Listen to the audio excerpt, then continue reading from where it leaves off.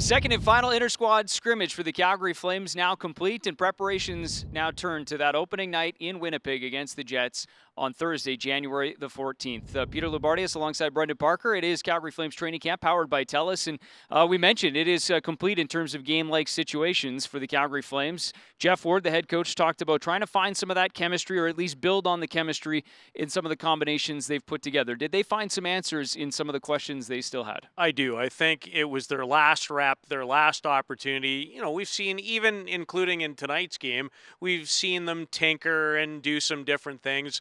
But when I look ahead to Thursday, now I'm just excited because I see the formation of 4 particular lines, maybe with a change here or there. I really like the 3 defensive pairings they've come up with. And now I just think tonight's game, it was way more crisp, especially in the first half of the game. Didn't you just feel like It was a lot closer, the best you can, short preparation to being ready? I think by the end of the game, they were thinking the same thing we were. Okay, let's go. Yep. We got a new group. We're excited. We're deeper than we've been in a long time.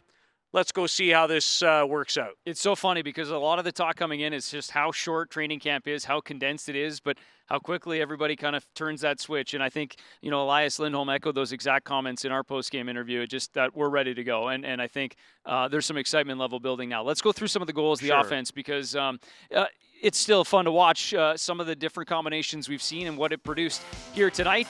Team McGinley, of course, on the losing side, but that wasn't for a lack of leading. They had the first goal of this game and had the brief lead. Adam Ruzicka scores here. Nice little touch pass, finding a quiet area. Ruzicka coming late as the trailer beats David Riddick on the short side. Ruzicka had an assist in the first scrimmage, a goal in this one, 1-0 Team McGinley, but then it would be an onslaught from Team McDonald. This is the new look line, Lindholm, Tkachuk, and Dubé. Lots to like. Save, track down the puck on the retrieval, and if you give Elias Lindholm time and space, 29 goals a season ago, made no mistake there from close range. So 1-1 after one. Now we go to the second period. This was an actual shorthanded situation for Team McDonald, but they get the offense going the other way. Noah Hannafin starts the play at his own end. Look at the saucer pass. What a beauty. Hannafin jumps up, makes no mistake on the one-time finish. Beautiful play all around from those two. That would make it 2-1. And then Hero is after hemming Team McDonald in for quite some time. This line of Gaudreau, Monahan, and Simone finish one off. Terrific work by a guy I was very impressed with in the game, Dominic Simone. Wins a board battle, pivots, finds Juuso Valimaki, who just came off the bench. Johnny Gaudreau with time. He made no mistake. This was now 3-on-3 for about the final 4 minutes and 20 seconds to finish off the scrimmage tonight. Just getting a few different situations in, and Andrew Mangiapane, who scored in the first game as well, gets another one here. You never question the work. He was competitive. He was into it with David Riddick, and what a beautiful wrist shot for a young man who his coach talked about after the game. Looks like he's on the precipice of going from a good player to a really good, or potentially down the road, an elite player. And I know it's a scrimmage, but draws a couple of penalties, breakaway opportunities, as you mentioned, all over the puck, which is something that we've grown to love about Andrew Mangiapane, and I know the coaching staff has too.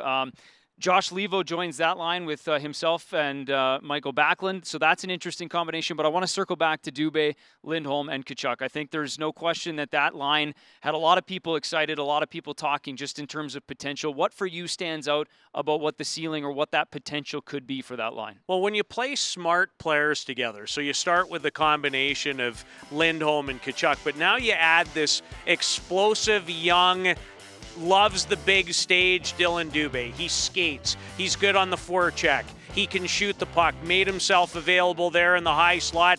Didn't get all of it. Here he is working the flank on the power play. Zip.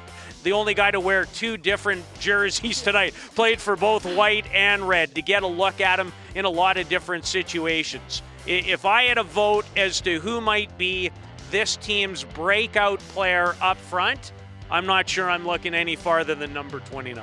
Well, and as you talked about, I mean, you see that, well, and here's the shootout to finish things off as well, but just another little showcase of that shot that he possesses, beating Louis Domingue. But, man, does it ever change their forward groupings? And maybe just the trickle-down effect, briefly, if you could touch on just what that could mean now for the rest of the lines and how that changes depth and matchups potentially. this team is in a position now where, their eggs aren't in one or two different baskets. What's going to be interesting game by game, who the matchup is against, it looks like, time will tell, where Johnny Gaudreau and Sean Monahan and, what has been Elias Lindholm is kind of your 20-minute to 21, 22-minute line. And on a lot of nights, if they didn't hold up their end of the offensive bargain, where would things go from there? Now, you are 4 deep. I don't see a lot of difference potentially from 1 through 3. A lot of teams, Brendan, look to have 3 scoring lines and then not necessarily a roll line, but a physical line. You go down the middle with this group right now. If it starts this way, now, and even if it was Derek Ryan, but if your 4 centers are Lindholm, Backlund, Monahan, Bennett, or Ryan, we haven't talked for many years about having that kind of scenario here. Even just the option of going to Ryan or Bennett is a luxury that very few teams will have when you're talking about NHL ready or NHL quality centermen. Chris Tanev, another one of those newcomers, and I know that he stood out for you tonight. What for you? I mean, it's a guy that, as we've talked about, he's not going to be on the highlight sheet, the score sheet, the highlights necessarily for scoring or possessing it. But what about the defensive side of the game that you love so much? Well, last year he played a ton with Quinn Hughes. And this guy's nickname in Vancouver was Dad. I don't know if that's a dad cut, but he did it all tonight. Started plays. He is not a good defender. He's an elite defender. He made so many good decisions. This might be his best defensive play. Yep, inter-squad game, that doesn't matter. I'm going to go down on my tummy and break up a 2-on-1, take away a scoring chance. I've been a huge fan of this guy for a long time. I've always felt he's one of the most underrated defensive defenders in the game, period. End of story. And to have this guy, I think I already can see even Noah Hannafin benefiting, feeling looser, freer with the puck, being able to jump in. This guy makes other people better. He's flown under the radar because he doesn't put up a lot of points, and he's not a sexy guy in a world where a lot of times people evaluate by how many points. I take this guy on my team every night of the week, every week. He's one of those guys that Calgary Flames fans will be appreciating and very soon as this regular season You need starts. to watch this guy a lot, Yeah. I truly believe, to appreciate all the little things that end up being big things for your team.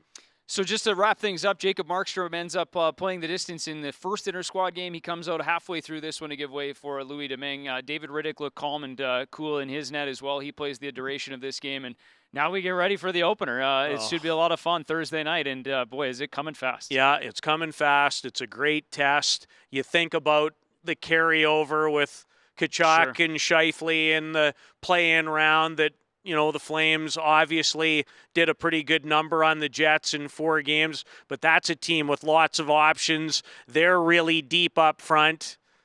It's going to be a pretty exciting way to kick off the 2021 regular season campaign. Well said, my friend. Day off on Tuesday, one final skate on Wednesday, and then it's flight bound to Winnipeg, and we'll get set to drop the puck on the 2021 Calgary Flames season, 6 o'clock on Thursday night.